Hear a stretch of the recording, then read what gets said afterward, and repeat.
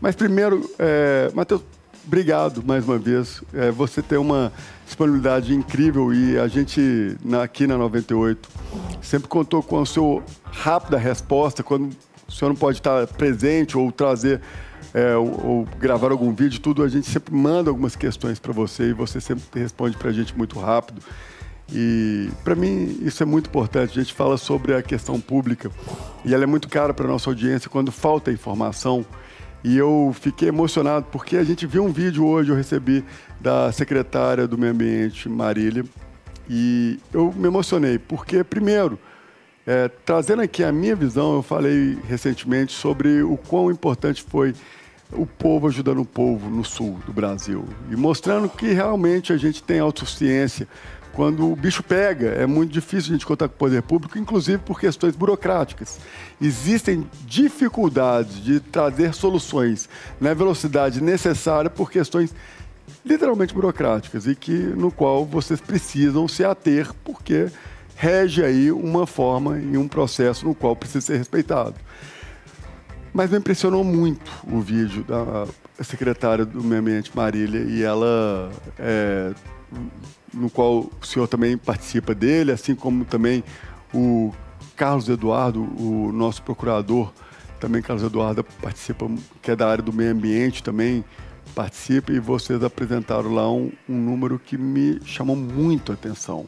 E quando eu recebi esse vídeo, eu fiquei assim, eu achei que era muito necessário trazê-lo, senhor, aqui, para que a gente possa falar para toda a nossa audiência o que Minas Gerais está fazendo nesse exato momento para ajudar os nossos irmãos do Sul.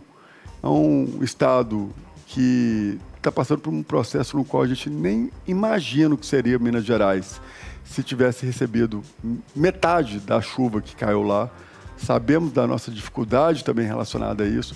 Então a empatia nessa hora tem que falar mais alto. Eu gostaria, nesse primeiro momento, que o senhor me falasse primeiro o seu sentimento como ser humano. Esquece o cargo de vice-governador.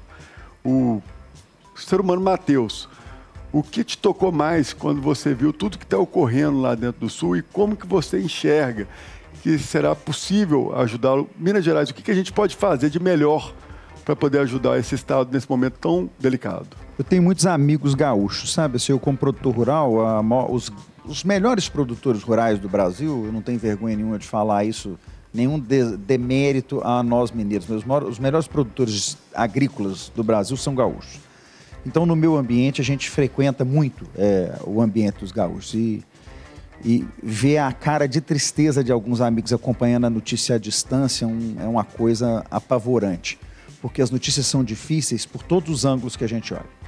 Elas são difíceis quando a gente pensa nas mais de 100 mortes que já foram detectadas, com mais de 100 pessoas ainda desaparecidas, então o potencial da gente chegar a mais de 200 mortes. É desesperador quando a gente olha que tem 400 mil pessoas fora de casa neste momento no Rio Grande do Sul. 400 mil pessoas fora de casa nesse momento no Rio Grande do Sul. É desesperador quando a gente olha as cenas de cidades como Porto Alegre, completamente alagadas, o centro histórico de Porto Alegre, quem conhece Porto Alegre, aquela área nova que foi renovada ali no entorno do Guaíba, completamente arrasada. É muito triste quando a gente vê a situação dos abrigos, dos albergues, a gente vê o aumento das denúncias de abusos dentro dos albergues e dos abrigos. São problemas colaterais, né? Que ninguém esperava. Os saques, essa questão das quadrilhas se especializando em entrar dentro das casas para furtar daquelas pessoas que tiveram que sair exatamente nesse momento mais triste.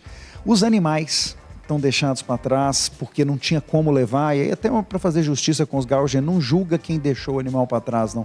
A pessoa estava naquele momento fazendo o que era possível para ela, para tentar salvar a sua vida, a vida da sua família. Mas eu entendo a tristeza e o desespero de quem vê lá aquele cavalo que ficou conhecido no Brasil inteiro, 2 dias em cima do telhado.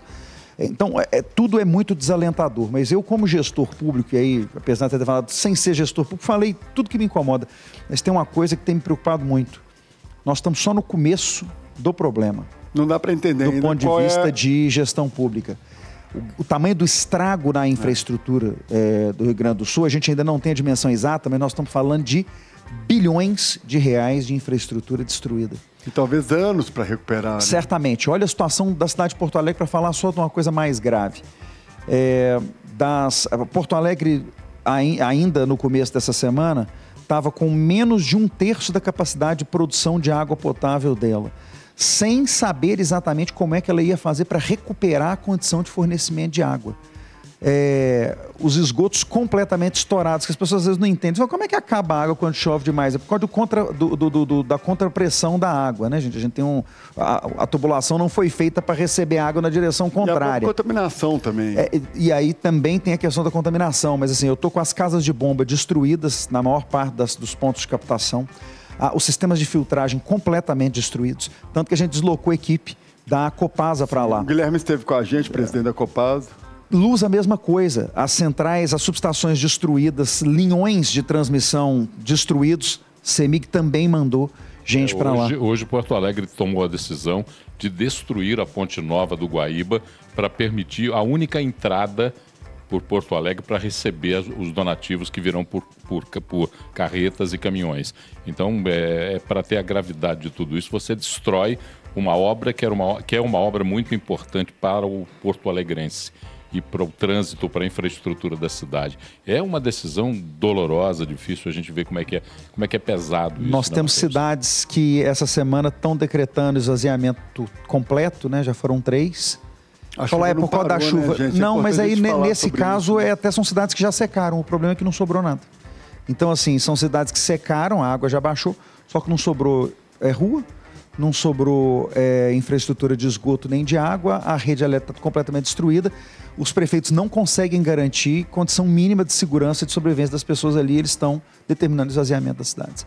Então, esse tipo de coisa, como gestor, me toca muito, porque eu falo que na gestão pública a gente tem desafios grandes, mas para a maior parte deles a gente sabe de onde a gente sai e em que direção a gente caminha. Hoje, os gestores do Sul não têm condição de tomar decisões de médio prazo. Eles precisam viver o drama do dia. Assim, hoje mesmo nós estamos tentando ajudar o Rio Grande do Sul a viabilizar o transporte dos cobertores que eles estão comprando no sul de Minas para poder chegar lá antes da frente fria acabar de se instalar nos próximos dias, porque agora eles vão ter um outro problema. Está tudo úmido, muito cheio e tem uma frente fria terrível se aproximando do sul.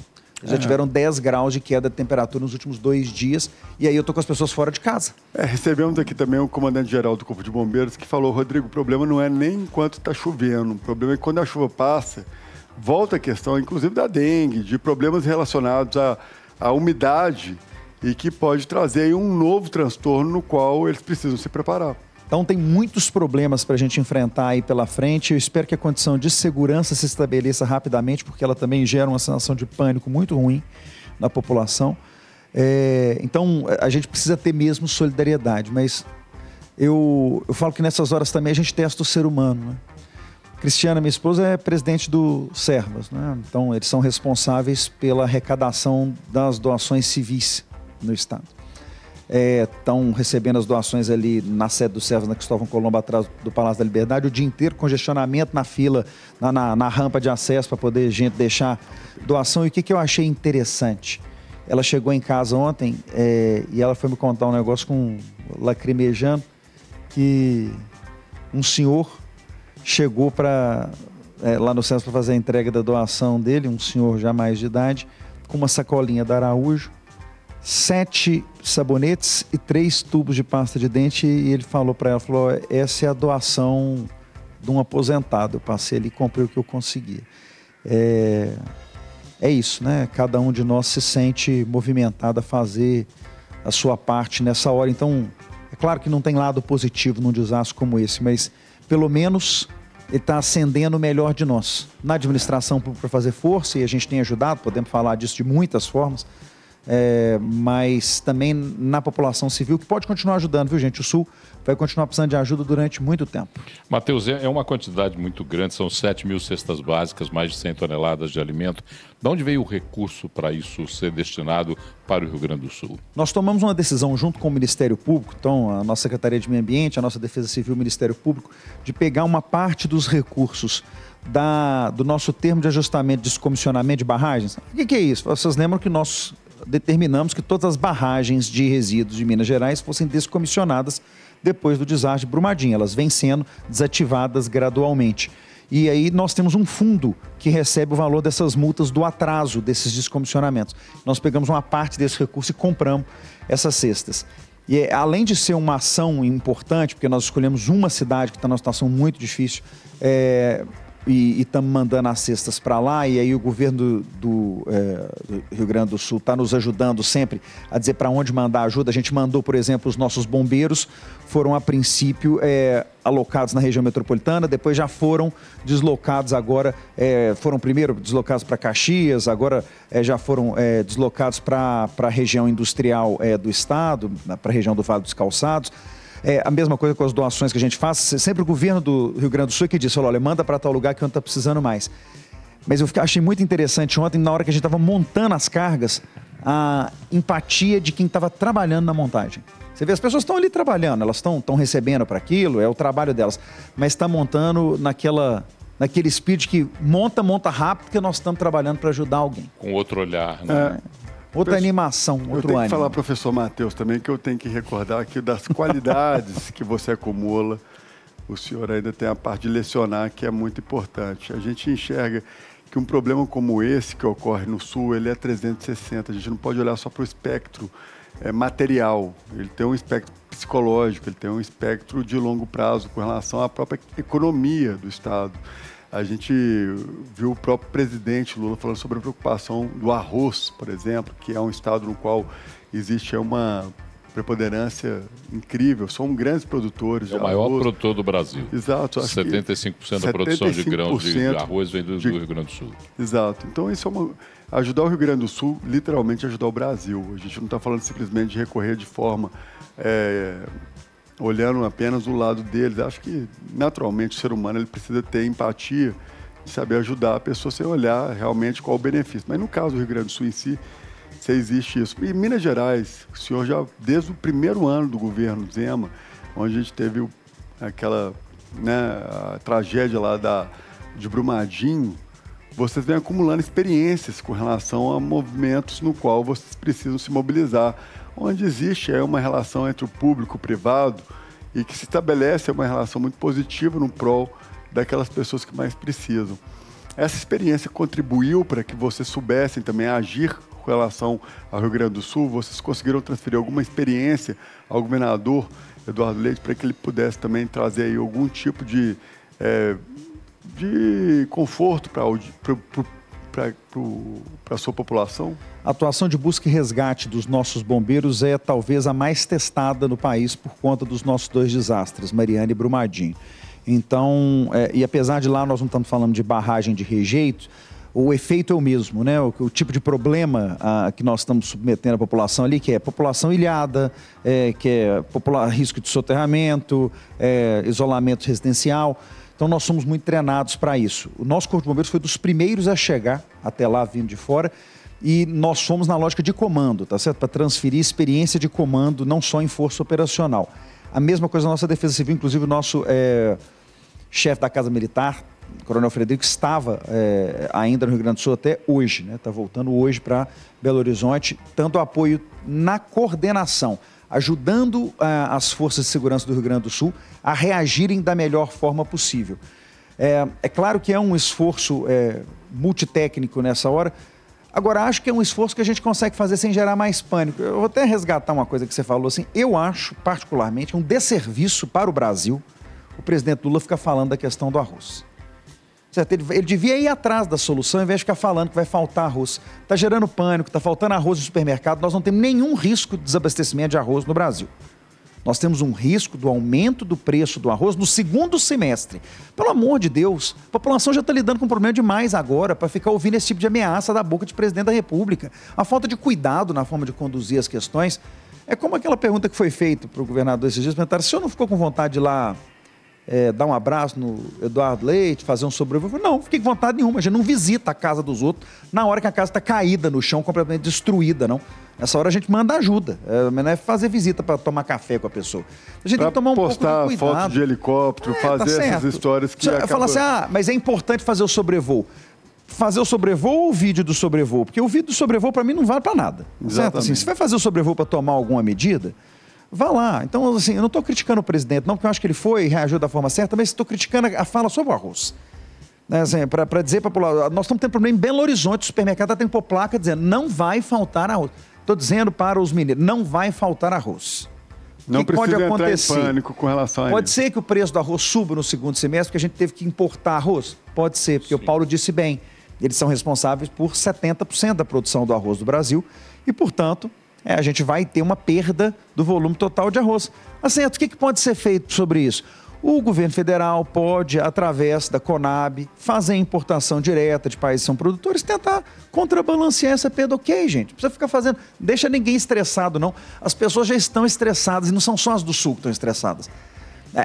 Eu reparo, por exemplo, a gente não vai se tornando insensível, não, mas a gente vai se acostumando, né? Eu trato do drama hoje respirando fundo, mas sem vontade de chorar. Mas eu vejo que toda vez que eu trato com uma pessoa sobre as doações ou sobre a necessidade de mandar alguma ajuda, todo mundo fica meio embargado. Então nós já estamos todos sobre essa pressão psicológica. A gente não precisa ficar com medo de não ter comida, né, gente? Assim, isso não vai acontecer. Matheus, você tem essa visão do gestor público e uma das questões que se levanta, por exemplo, são aspectos práticos. A saúde no Rio Grande do Sul comprometida, a educação comprometida e algumas discussões que nem são tomadas, por exemplo, esporte, suspender campeonato, coisas que já deviam ter sido feitas há mais tempo e não precisa nem se discutir. Mas com relação à saúde, à educação, à segurança pública, como é que você vê isso? Quanto tempo você acha que isso vai demorar? Qual é a condição do governo reagir de maneira rapidamente? Você que tem a visão do vice-governador. Eu acho que nós temos desafios diferentes, Paulo. Vamos lá. Em infraestrutura, o nosso problema vai ser dinheiro. O volume de dinheiro que vai ser necessário no Rio Grande do Sul para a reconstrução é um dinheiro que o Rio Grande do Sul não tem. O Rio Grande do Sul tem uma situação financeira muito parecida com a de Minas. Um governador também muito parecido no que diz respeito à austeridade. Ele custou muito a pôr as contas do Rio Grande do Sul em ordem, como nós aqui custamos muito. Mas ele vive muito sufocado, talvez até um pouco mais sufocado que a gente, que é um estado menor. Então, ele não tem a menor condição de reestruturar o Estado sem aporte externo. Então, infraestrutura vai ser um desafio muito grande financeiro. Segurança é desses desafios o mais traumático no curto prazo, mas o que mais rapidamente se restaura.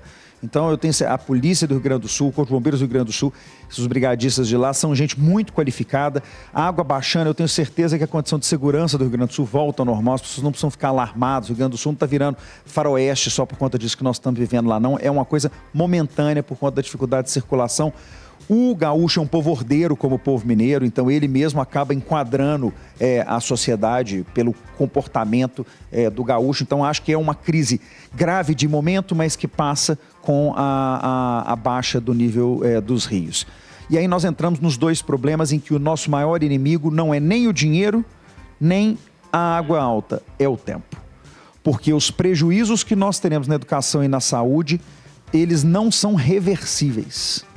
Eu vou remediar os efeitos negativos disso ao longo do tempo, mas eu vou ter comprometido a condição de educação dos alunos. Eu tenho muitas escolas que vão precisar ser refeitas e nesse meio tempo esses alunos vão ter aula onde? Nós já passamos por isso, gente. A pandemia foi outro dia e nós estamos muito longe de conseguir resolver o problema que foi causado na defasagem da aprendizagem das crianças, especialmente as mais novas, durante o período da pandemia. Não será diferente agora na situação do Rio Grande do Sul.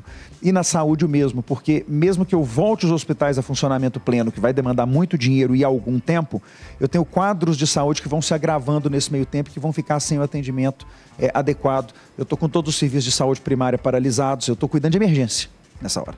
Então, a gente precisa que a água baixe logo. As pessoas às vezes falam, não, o pior já passou, parou de chover. Gente, eu preciso que a água baixe logo, eu preciso que as estradas sejam liberadas, eu preciso que as pessoas voltem a ter condição de retornar para as suas cidades, elas estarem aglutinadas em ginásios, é um risco de saúde pública. Então, o problema do tempo aí é sério para a saúde e para a educação. E rapidamente aqui, emendando, só para não perder o mesmo ritmo aqui da conversa, Minas Gerais estaria preparada no sentido de suportar uma tragédia como essa que o povo gaúcho passa? Como é que você vê a possibilidade nossa de resistir a uma tragédia como essa? Ninguém está preparado para uma coisa desse tipo, ninguém. O que nós temos é uma estrutura talvez mais treinada e mais preparada em termos de força de resposta, até porque uma parte considerável do recurso que veio do desastre de Brumadinho, não de Mariana, porque esse que aconteceu na gestão Pimentel está aí enrolado até hoje, porque aparentemente o governo federal, que era o responsável por Minas Gerais na época, continua tentando atrapalhar os mineiros que moram em torno do Rio Doce. Isso. Não entendo como é que podem tiraram a meta, destruir o Rio Doce, né? Conseguiram, tentaram lá atrás, não conseguiram, agora estão tentando destruir na repactuação. Parabéns para o governo federal e para o PT, estão quase lá, se continuarem insistindo em fazer o que estão fazendo, impedindo a repactuação de Mariana. Mas Brumadinho, teve grande parte dos recursos destinados, e agora também o termo de descomissionamento, para a reestruturação da defesa civil. Por exemplo, nós temos hoje defesa civil estruturada em quase 600 municípios, com carro, com gente treinada, com equipamento. Então, assim, isso faz com que o município consiga reagir rapidamente diante de uma situação de crise. E essa não é uma realidade que a gente encontra quase em lugar nenhum. Você fala, então Minas está na frente. É porque Minas já sofreu antes com problemas graves. Não sei se a gente deveria provavelmente comemorar isso, não, mas efetivamente a gente tem hoje uma melhor condição de resposta do que os outros estados. Mas nós temos tarefa para executar, gente, e Minas está tentando executar também. É por isso que nós somos o primeiro estado a assinar o Race to Zero, o primeiro a fazer o levantamento do que a gente chama de inventário de poluição, de inventário de neutralização de carbono, porque a gente precisa entender que isso que nós estamos vivendo são as mudanças climáticas. Tem gente que fala, Matheus, o mundo não está esquentando, o mundo não está esquentando, a culpa não é do homem. Gente, eu não vou entrar nesse mérito, não. O resultado está aí. O resultado é o seguinte, o clima está mudando. E nós temos que tentar tomar 3 tipos de postura diante disso. Primeiro, reverter o que der para reverter. Segundo, compensar o que não der para reverter. E terceiro, mesmo convertendo e compensando, se preparar, porque nós teremos eventos climáticos extremos como parte da nossa realidade ao longo dos próximos anos. Essa é a nossa nova realidade. E aí, Matheus, entra num... E Minas está pronta. E entra num tema que eu gostaria de abordar, no qual fica uma reflexão. Não é nem Mariana, nem Brumadinho, mas Raposos, em uma dessas recentes chuvas, passou por uma situação extremamente delicada, no qual eu particularmente estive lá presente, onde a gente fez uma campanha de doação e eu fui um dos comboios para poder levar alguma ajuda àquela população que vivia à beira do rio. Eu faço uma pergunta levando em consideração o que ocorreu agora no sul do país. Existem várias cidades que vivem margeadas do rio e, naturalmente, elas foram construídas em outras épocas, no qual era necessário você ter uma proximidade para que você pudesse ter aí o benefício, a questão de esgoto, uma série de questões no qual aquele momento pedia. Isso leva a um pensamento onde algumas empresas, por exemplo, no sul do país, começam a rever, inclusive, a sua própria manutenção naquele estado, por conta de você enxergar uma instabilidade por questões climáticas. Não tem absolutamente nada a ver com a política do Rio Grande do Sul, com o povo do Rio Grande do Sul e com as oportunidades que o homem cria, sim, as condições que a natureza te proporciona. Como gestor público, esse deve ser um dos maiores desafios, tirando a questão humanitária, focado nas questões econômicas, é um desafio imenso para o governador, então, Eduardo Leite, para poder conseguir convencer as empresas a se manter naquele estado, né? Eu imagino que isso é um problema grande que ele vai ter para frente. O que ele tem de sorte nisso é porque aquele tanto de chuva em lugar nenhum do mundo teria garantido a segurança de absolutamente ninguém. Concordo. Então, assim, o que o Rio Grande do Sul tem para dizer, para defender os investimentos lá? Falar, gente, qualquer lugar que vocês estiverem, se choveu tanto choveu aqui, vocês vão ter problema, em qualquer lugar. Agora, eu vou pegar o caso de Raposos, porque isso não é verdade para Raposos. Isso não é verdade para a maioria das cidades mineiras que passam por enchente todos os anos. Se tem Raposo, porque ela foi devastada por Não, mas é porque eu tô falando assim, lá né? tem coisa para a gente fazer. Eu estou dizendo assim, no Rio Grande do Sul, talvez a gente não tenha nada para fazer para evitar o que aconteceu. A gente pode mitigar e tal, assim, mas aqui em Minas, nós temos uma tarefa para cumprir e nós estamos trabalhando com o apoio do governo francês. O governo francês está bancando um estudo de cidades resilientes. A gente pegou as cidades nossas que são as mais suscetíveis às mudanças climáticas extremas, Raposo está entre elas, e estamos construindo planos de ação climática para as cidades. Por quê? Vou te falar 2 coisas sobre Rio, porque a gente tem outros temas dramáticos que não são só Rio, mas vou falar sobre Rio. Se eu não tirar a população da beira do rio, todas as vezes que chover, eu vou ter problema. Acima da média. Mas vai chover. Vai chover acima da média. Essa é a nova realidade. Esquece. Mas quando minha avó... Primeira coisa... Não vai voltar esse tempo. Ou se voltar é lucro, mas não dá para contar com isso. Segunda coisa. a cidade sozinha não resolve, porque a enchente começa antes dela. Perfeito. Eu falo isso muito, a prefeita Ilse, lá de Vespasiano, passa por um problema terrível no centro da cidade dela, e eu falo, Ilse, sabe o que você pode fazer para evitar essa enchente aqui? Nada.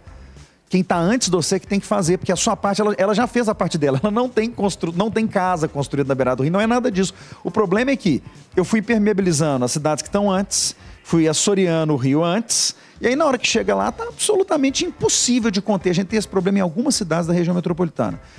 Santa Luzia tem algum problema, Vespasiano tem algum problema, Ribeirão das Neves tem algum problema, que são problemas que as cidades sozinhas não vão conseguir resolver. Gente, não precisamos ir longe. A capital, Belo Horizonte. Em que pensa, eu acho que Belo Horizonte e Contagem erraram ao longo do tempo.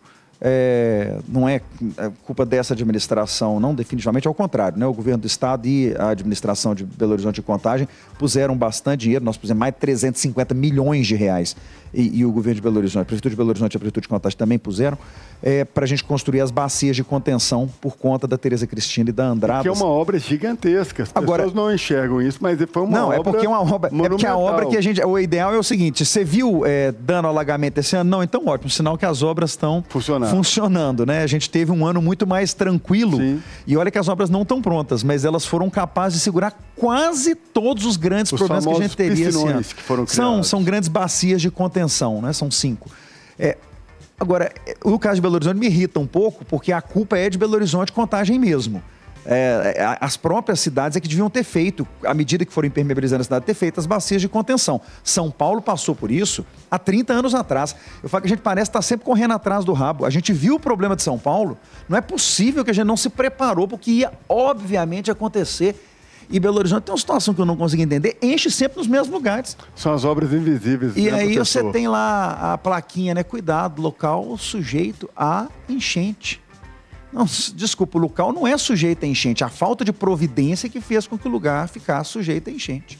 Agora, quando você fala, por exemplo, em remoção de população, eu tenho uma briga antiga sobre isso, porque eu não consigo admitir que as pessoas digam dificuldade de remover pessoas de local de risco. Porque isso é uma decisão do poder público, é ônus do poder público. Né? Tem os bônus do poder público, mas tem o ônus do poder público. Até quando a resistência dessas populações, ou resistência de grupos que teoricamente imitam ou fingem estar protegendo essas populações, até quanto isso atrapalha na remoção dessas populações e numa imediata tomada, por exemplo, de não colocar as pessoas... Por exemplo, Ouro Preto, né, Paulo? Que estavam em área de risco e que foram vitimadas por relação a isso.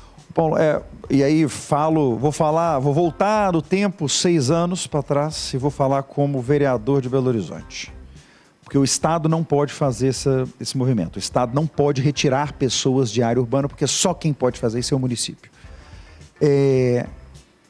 A hipocrisia que faz com que Belo Horizonte seja a cidade com o maior volume de mendigos, pedintes e moradores de rua do Brasil é a mesma que faz com que a gente não tire população da área de risco.